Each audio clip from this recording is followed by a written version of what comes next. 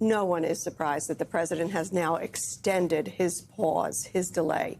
My 14-year-old granddaughter could have predicted that one. As soon as this happened, as soon as he came up with the 5-day delay, we all in my office said, oh, he's going to delay again. You know that's what is going to happen.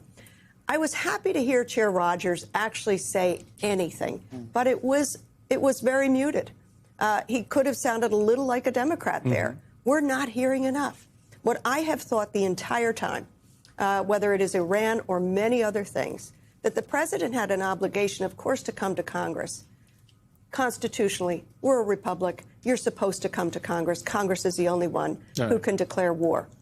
I think much more importantly, he needed to go to the American people. He's failed to do that. And that's what I think Rogers is reflecting. Not a draining of our constitutional authority that has been allowed to happen under this majority, but it is much more the American people don't buy this war. We have 13 dead members of the military. We have 200 plus injured. We have thousands going to the region. This is a very serious gamble and game that the president is in. And now you hear he's probably fatiguing of this war, wants to focus on something else. And so maybe he's going to blow more things up, some big grand thing, or maybe he's going to put boots on the ground. Please, God, please, Republicans, stand up to this chaos. Yeah. Meanwhile, we know that Iran has rejected a 15-point proposal from the administration, and yet you had Steve Witkoff today at the White House describing the negotiations with Iran like this. Take a listen. We will see where things lead, and if we can convince Iran that this is the inflection point with no good alternatives for them, other than more death and destruction.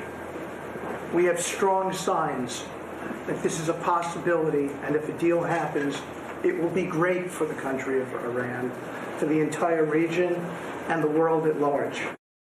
They say they have strong signs this is a possibility. All the reporting is to the contrary. Do you have a sense, Congresswoman, of where negotiations are at this moment? No, we don't. And we have not been given the information. We had a briefing, a classified briefing, I guess it was last week. We didn't get, I have to tell you, I don't think there was anything classified that we received. We asked for what was the imminence? What is the plan? What is the end game? What are your goals? How are you protecting American lives and making us safer here at home? Let's remember, the president was hired to do two things: make us safer and make things more affordable. We heard none of that, Alicia, nothing of it. I want to say to Mr. Witkoff and Mr. Kushner, you might have seen that Ranking Member Meeks put forward a subpoena motion for them to come before the House Foreign Affairs Committee. I serve on that, as well as appropriations. And the Republicans defeated it. You would think the Republicans would want them to come forward. But the much more important question is, where's Secretary Rubio? He's supposed to be doing these, not folks who have a financial interest in everything in the region. Mr. Witkoff and Mr. Kushner, you ought to come to us and let us know what's going on. Much more importantly, Secretary Rubio, where are you? It is a very good question, Congresswoman. I will note today Jared Kushner called himself just a volunteer, just like other businessmen who have volunteered to help the government when asked. He did volunteering to line his pocket.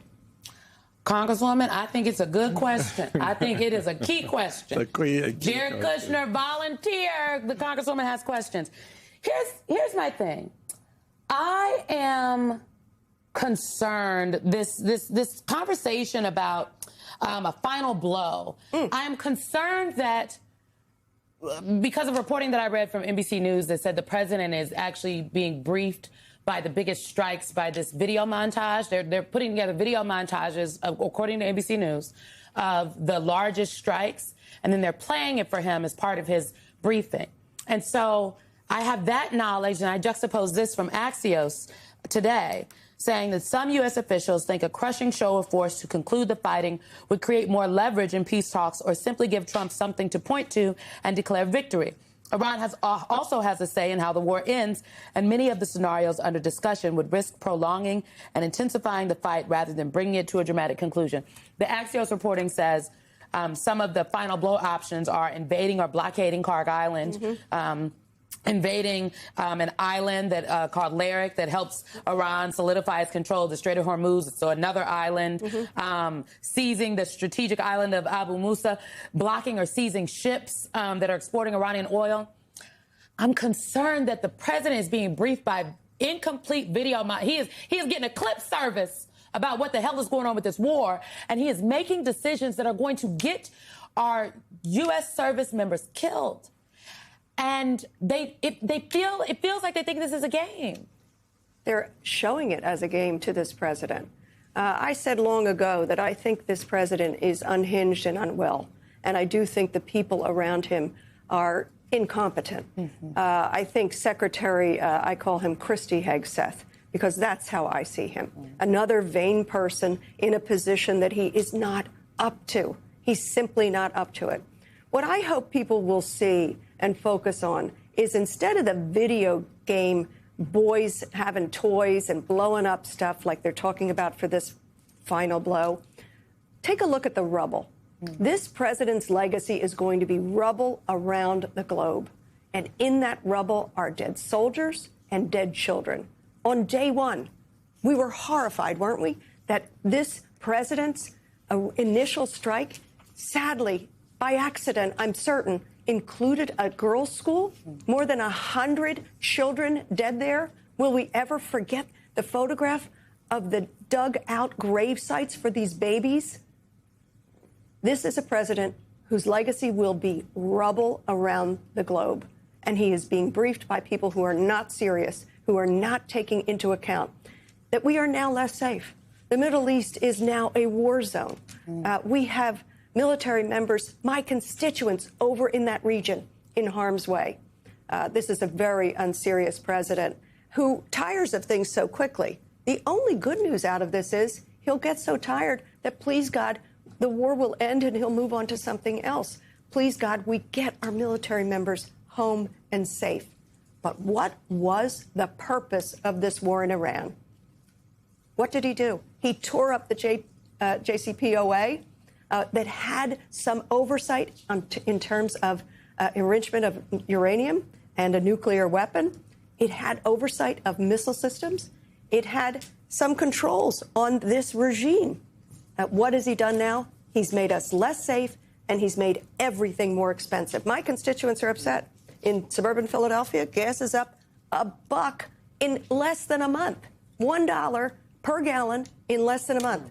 And we know how that trickles out to everything else we buy. Gas is up, diesel is up, everything is up.